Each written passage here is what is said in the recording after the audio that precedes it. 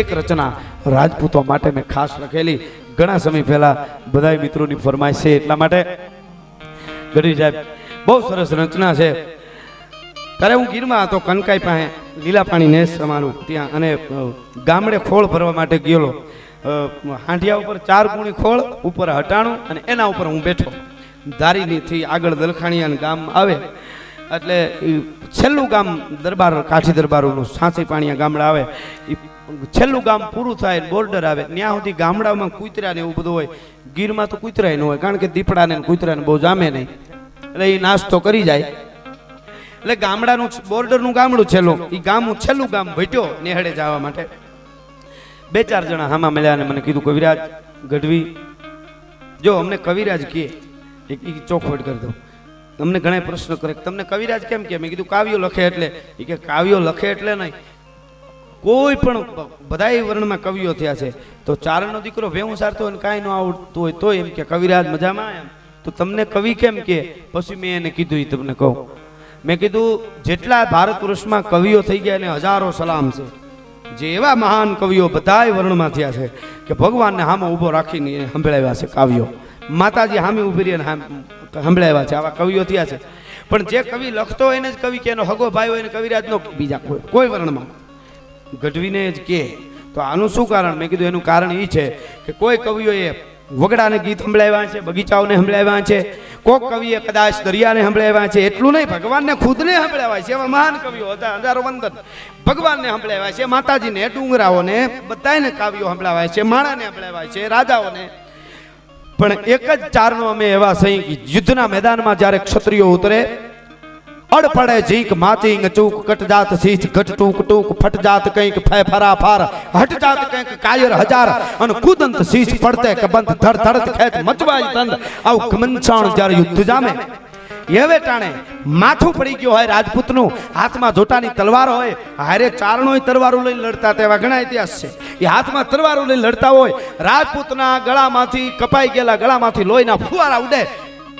રાજપૂતના ફુવારા ચારણની માથે વરસાદ વરસતો હોય એમ પડતા હોય, ચારણ લડતો હોય, પડકારા કરતો હોય. અને એ વખતે ચારણ હાથમાં જોટાની તલવાર હોય, માથે લોહીના ફુવારા ઉડતા હોય, અને યુદ્ધની વચ્ચે હાથી વગરની હોંઠું, હોંઠું વગરના હાથી, ધડ વગરના માથા, માથા વગરના ધડ, ખેતરી ઉડતી હોય, ત્યાં વચ્ચે ઊભી. અને જો કોઈ ગીતો ગાયા હોય તો અમે ચારણોએ જ ગાયા છે, બીજા કોઈ નથી ગાયા, એટલે કવિરાજ કહેવાય. એટલે અમે કદાચ ન લખતા હોય તો કવિરાજ કહે. એટલે કીધું કે તમે કવિરાજ આગળ કદાચ ધ્યાન રાખજો, સિંહ છે કદાચ રસ્તામાં જોઈએ. અમે હતા ત્યારે હતો. મેં કીધું કેમ? મને કે સિંહે મારણ કર્યું છે. એટલે મેં કીધું હોય ગીરમાં તો હાવજ જ હોય ને. મને કે મને હાવ રસ્તામાં છે ને તમને હેરાન ન કરે. પછી મેં કીધું કે રસ્તામાં છે તો ખાતો તો મારણ હાવજ ન કર વયો ગયો એમ. તો કે ના ના ખાતો નથી. મેં કીધું કેમ નતો ખાતો? મારણ કર્યું, શિકાર કર્યો. એ કે અમે બધા જોવા ગયા ને અમારી યારે કૂતરા હતા, એ કૂતરા ભગવા માંડ્યા, એટલે હાવજ એનો શિકાર મૂકીને છેટો હોય ગયો. આટલું કીધું. ત્યાં તો હું કાંઈ બોલ્યો નહીં, પણ ત્યાં જઈને દ્રશ્ય જોયું. હાંડિયા ઉપર બેઠા બેઠા સિંહ છેટો ધાર ઉપર જઈને બેઠો હતો. કૂતરા છે એ આગા ઉભા ઉભા ભણતા હતા, એક ધારા 2-5 કૂતરા, અને શિયાળિયા મારણ ખાતા હતા. અને મને એમ થયું ઓહો હો, હવે કળિયુગ આવી ગયો. બરાબર. કારણ કે આ તો સિંહ છે, હાવજ છે. હાવજને કૂતરા ભાઈ એની અસર થઈ, એનાથી એને એ ન બેહી ગયો, ન ખાઈ, કારણ કે કૂતરાને એ સહન ન કરી. કૂતરા ભાઈ એનો અવાજ, એ હાવજ છે એ ન સમજી ગયો. અને મેં કીધું શિયાળિયા તો નિરાતે ખાય છે. તો હાવજના શિકાર મહેનત હાવજે કરી, એ મૂકીને વયો જાય કૂતરાની બીકથી. અને જો એ મૂકીને વયો જાય ને શિયાળિયા મારણ ખાવા માંડે તો હવે હાવજ રહે ક્યાં જઈ? પછી મેં હાવજને ઠપકો દેતા ગીત લખ્યું, બહુ સરસ છે. આમાં સમગ્ર ભારત વર્ષમાં જે કાંઈ ચાલી રહ્યું છે, રાજપૂતો માટે તો છે, જે કાંઈ ચાલી રહ્યું છે એ બધું છે. એટલે મેં સિંહને કીધું કે ભાગ્યો હવજ તું ભારતે કુતરા તણા કો પાન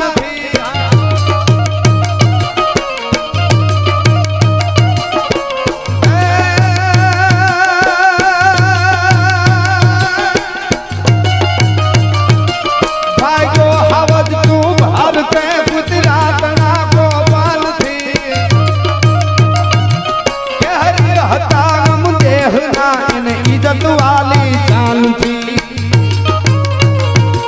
સંસાન કુળ ને લાગ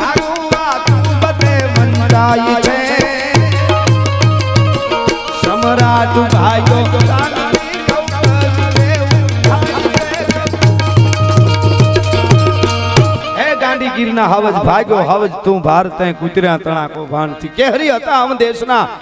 ઈ તો એને ઇજ્જત વાલી જાન થી અમારા હાવજ મરી જાય પણ ભાગે નહીં એટલી અમને ખબર છે અને તું તારો શિકાર મૂકીને ભાગી ગયો હાવજ ભાગ્યા નથી જેટલા જેટલા રજવાડામાં સહી કરીને અટાણે ઘણી ઠેકાણે મંદિરમાં કોઈ 5 વીઘા જમીન આપી દે ગૌશાળા માટે 10 વીઘા આપી દે તો મોટી મોટી છાપામાં જાહેરાતો આવે છે મોટી મોટી જાહેરાતો થાય છે ટીવીમાં આપ જોવો છો હવે 10 વીઘા 5 વીઘા જમીન આપીને જાહેરાતો કરતા હોય તો 10-5 નહીં જેથી હિન્દુસ્તાનના હિમાળા જેથી જોખમમાં હતા હિન્દુસ્તાન જ્યારે અજગરના ભરડામાં શિકાર આવે એમ શિકારમાં જ્યારે આવ્યું અંગ્રેજોને અને ત્યારે વલ્લભભાઈ પટેલ જેવા મહાનુભાવોએ જઈ અને રાજપૂતને તેથી ગોહિલવાડમાં કીધું જઈ અને કૃષ્ણકુમાર સિંહજીને કે હવે હિન્દુસ્તાનને જો આઝાદ કરવું હોય તો કોઈ રજવાડા નાના છે એ સહી કરતા નથી તમે શરૂઆત કરો તો થાય અને તેથી રાજપૂત બોલ્યો છે કે મારા હિન્દુસ્તાનને આઝાદી મળતી હોય તો એના માટે મારા 18 ફાદર ઓળખોળ છે ભલા માણસ ઈ ગોહિલ 18 ફાદર લખી દેતો હોય એમાંથી બધાને મળેલું એમાંથી કોઈ 5 વીઘા લખાવે તો આપ્યું કોણે ક્ષત્રિયો આપ્યું હોય કે બીજાએ એમ એટલા માટે હું કહું છું કે ભાગ્યો હાવજ તું ભારતે કુતર્યા તણા કોભાનથી બીજી કડીમાં એનો મુદ્દો બતાવ્યો અને જો ઉદાહરણ બતાવ્યું શું કામ હે કે એક મધપુડાની માખ પણ એની સિવાય છોડીને જાય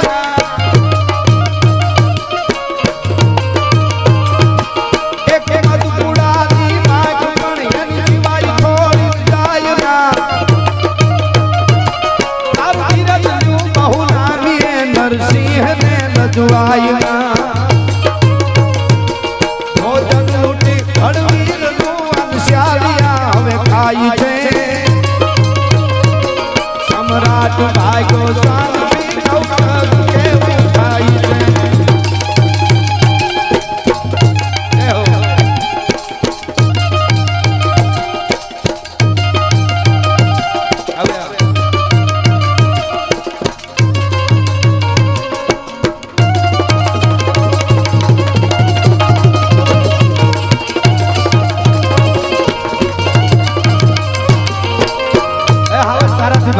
એક મધ પૂડવા વાળા મધ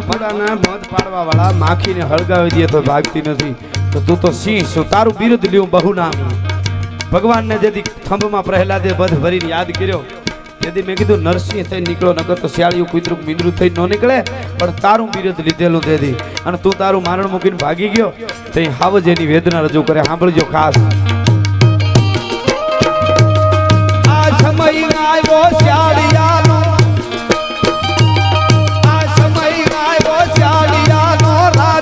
હું રંગ બન્યો વિગતે કહું છું વેદના યુગ નરિયો યુધનો રજરાય મારા રાજ સૌ હવે લોટ દુઃખ ના થાય છે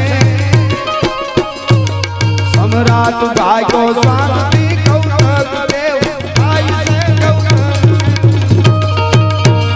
એ ગાંધીગીરીના હાવજ તારું મારણ મૂકીને તારાથી ભગાય નહીં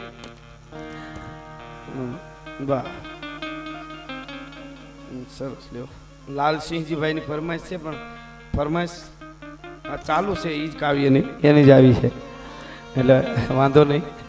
એને પેલા લખી નાખી એને એમ થયું કે હવે દઈ આવી બીજું હું ખોટી પડી રહી એના કરતા બહુ સારી ફરમાઈશ છે એટલે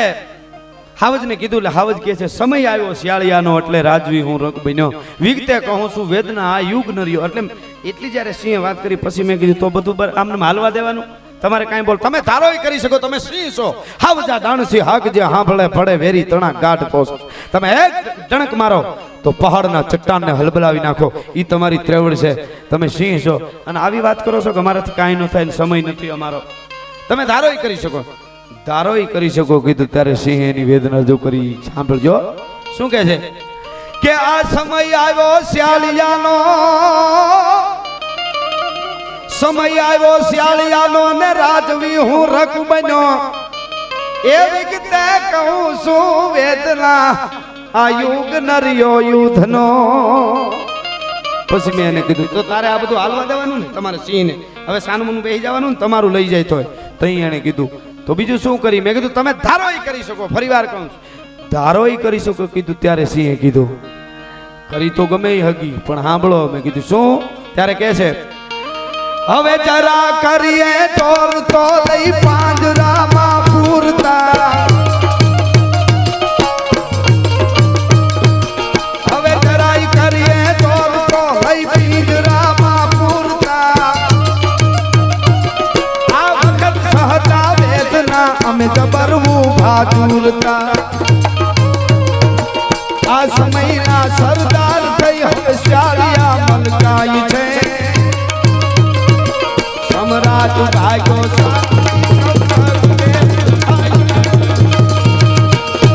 હવે જેમ કે છે હવે જરા કરીએ જોર તો લઈ પિંજરામાં પૂરતા પાંજરામાં પૂરી દે કરવું હું આ વખત સહતા વેદના અમે જબર ઊભા જોડતા સમયના સરદાર થઈ અને શાળિયા મલકાય છે અને પછી હાવજને મેન મુદ્દો બતાવ્યો મેં કીધું તને એ ખબર છે આ દેશની હિન્દુસ્તાનની પરિસ્થિતિ કેવી રાજપૂતો તો આદિકાળથી ધરા માટે વોરાતા આવ્યા છે અને એ રાજપૂતો એટલા યુદ્ધમાં લડે માથા કપાઈ જાય છતાં એને ઉપમા સિંહની દેવામાં આવે સિંહની જેમ લડ્યો તો તું કેવો છો અને ત્યારે હાવજને મેં મૂળ મુદ્દો બતાવીને કીધો કે ગજબ થયો હવે ગીત જરખા ખુદ શિકારો ખેલતા ગીધડા જરખા શિકાર નો કરે બીજાનું મારેલું ખાય તારેથી બીજું કાંઈ ન થાય તો કાંઈ નહીં પણ હવે શહીદ થઈ જા સિંહ તું ભલે રક્ત રણમાં રેલતા મરી જાતા તો આવડે ને રાજપૂતાણીઓએ દુઆ કીધા છે ક્ષત્રિયો અને ચારણો માટે એની બેનપણીને એના પતિને રાજપૂતાણી કહેતી હોય હે પતિદેવ હે ક્ષત્રિય તું સાંભળી લે તારે જો ગુરુ કરવો હોય તો ચારણને કરજે તપ બપ નહીં કરવું પડે વર્ષો સુધી ગુરુ કરવો હોય તો ચારણને કરીએ શું કામે કે રજવટરે ચારણ ગુરુ ચારણ મરણ શીખાય બલહારી ગુરુ ચારણા ખીણ તપ સુર્ગ મિલાય થોડીક વાર ભક્તિ એટલે કે થોડીક વાર યુદ્ધ કરો ને યુદ્ધમાં કામ આવી જાવ સીધું સ્વર્ગ મળી જાય ચારણોના ગીત સાંભળી અને યુદ્ધમાં ઉતરો ત્યારે અને પછી એની બેનપણીને રાજપૂતાણી કહેતી હતી કે હે બેનપણી ચારણોની બલિહારી તો તમે જુઓ કે કેમ કે રાજપૂતાણીને કોઈ દી રંડાપો ન આવવા દે વિધવા ન થવા દે કે ઈ કેવી રીતે આપણે વિધવા જ ન બની ઈ ચારણની બલિહારી શું કામે તો કે પુરખ મરે તરિયા બળે બિરદાવે કહ બેન ચારણો એવા વેણ સંભળાવે એટલે ક્ષત્રિયો યુદ્ધમાં કાયમ આવી જાય ધરા માટે દેશ માટે ધર્મ માટે પુરખ મરે તરિયા બળે અને એવા ગીતો સાંભળ્યા હોય એટલે એવી વાતો એટલે આપણાથી પછી જીવાય નહીં આપણે સતી થવું પડે આપણે સતી થઈ જાય કાટ ઉપર ચડી જાય પુરખ મરે તરિયા બળે બિરદાવે કહ બેન સજોડે સુરપુર દિયે હેલી ચારણ શેરણા અહીંયા હજી એમને મારો સૂડો અખંડ હોય અને એમને સીધે સીધી સતી થઈ જાય એટલે સજોડે સુરપુર દિયે હેલી સીધું સુરપુરનું રાજ આપી દઈએ ઈ ચારણો છે એટલે અહીંયા કીધું કે ગજબ થયો હવે ગીત જરખા ખુદ શિકારો ખેલતા તારાથી બીજું કાંઈ ન થાય તો શહીદ થઈ જા સિંહ તું ભલે રક્ત રણમાં રેલતા મરતા તો આવડે ને એ મરવાની વાત કરીને તારે સિંહે કીધું કવિરાજ હવે આગળ ન બોલતા હો હું સિંહ છું હું હાવજ છું મને કોઈ દી જીવ વાલો ન હોય પણ વાંધો ઈ છે શહીદ તો હમણાં થઈ જાવ પણ શહીદ થયા પછી કે શું છે તો સિંહે મને કીધું કે શહીદો થયેલા સિંહનો આયા ભાવ ક્યાં પૂછાય છે આહા હવે સાંભળજો મુર્દા ઢંઢોળીને મુજરીમો એના નોર કાઢી જાય છે આપણે ખબર છે શહીદોને લઈ આવવા માટે કોફીનું આપેલી સરહદમાં એના કરોડો રૂપિયા ખવાઈ ગયા હતા એટલે કેવું પડે મુર્દા ઢંઢોળીને મુજરીમો એના નોર કાઢી જાય છે કાગડાઈ માટી કાગની ખંતે હવે તો ખાય છે સમ્રાટ ભાગ્યો શાંતિ પછી મેં હાવજને કીધું તો તારે આ બધું હાલવા દેવાનું ને શાંતિથી બે કાંઈ વાંધો નહીં બીજું શું થાય હવે અમે તમારી વાતો કરતા બંધ થાઉં બીજું હું એ વાતો કરતા બંધ થાય વાત કરી પણ આ તો સિંહ છે અંગ રૂવા અવળા થયા અને વ્યાપી જ્વાળા વ્યોમ હાવજે કીધું કવિરાજ અવળું ન સમજતા મેં કીધું કાં એ કે આ બધાને ખાવા દઉં છું આ કૂતરાને મીંદડાને હિયાળિયાને આગો બેઠો છું ને એ કાંઈ બી નથી ગયો મેં કીધું તો કેમ આગો બેઠો તો અહીં હાવજે કીધું આજના રાજકારણીઓને રાજનીતિના પાઠ શીખાડું છું કે રાજા પ્રજાને કેમ રાખે મેં કીધું ઈ કેમ તો અહીં સિંહે કીધું કે પ્રજાને ભોજન પીરસવું ઈ રાજનો અધિકાર છે પ્રજાને ભોજન પીરસવું ઈ રાજનો અધિકાર છે જેની રયત ભૂખી અધિકાર છે કર્તવ્ય છે અમૂલ કે સમર્પણ જ્યાં થાય છે સમ્રાટ ભાગ્યો શાંતિ કૌરવ કે એ ગાંડીગીરીના હવાજ તારાથી આમ ભગાય નહીં ત્યારે સિંહે કીધું કે એટલા માટે હું છેટો બેઠો છું પરજા અને ભોજન પીરવવું રાજનો અધિકાર છે જેની રૈયત ભૂખી રજળે રૂપને ધિકાર છે પછી છેલ્લી કડીમાં મેં હાવજને કીધું તું દુઃખ નો લગાડતો આ તો ચારણ તરીકે મારે તને કેવું જોઈએ એટલે મેં કીધું છે બાકી આવું તો પહેલેથી જ આયલું આવે છે આજકાલ નથી બન્યું એટલે તું હિંમત રાખજે તું તારે ચિંતા કરવાની જરૂર નથી છેલ્લી કડીમાં કીધું એને કે હિંમત મનના હર દે કળિયુગમાં તું કે હરી એ સમ્રાટ ને સહવા પડે છે લોટ દુઃખ ના ને હરી કહે રાજ ગાંડીવ નો ધણી અર્જુન પણ લૂંટાય છે સમ્રાટ ટંકારે ધનુષ તણે એક દી આખી ધરતી ધ્રુજાવે એને કાબા કવરાવે આવતો સમય ભૂવો હે હાવજ તું દુઃખ નો લગાડતો એટલી વાત હાવજને કહી અને પછી વયો આવ્યો કહેવાનો મારો અર્થ આપણી જે ધરા છે આપણું જે સાહિત્ય છે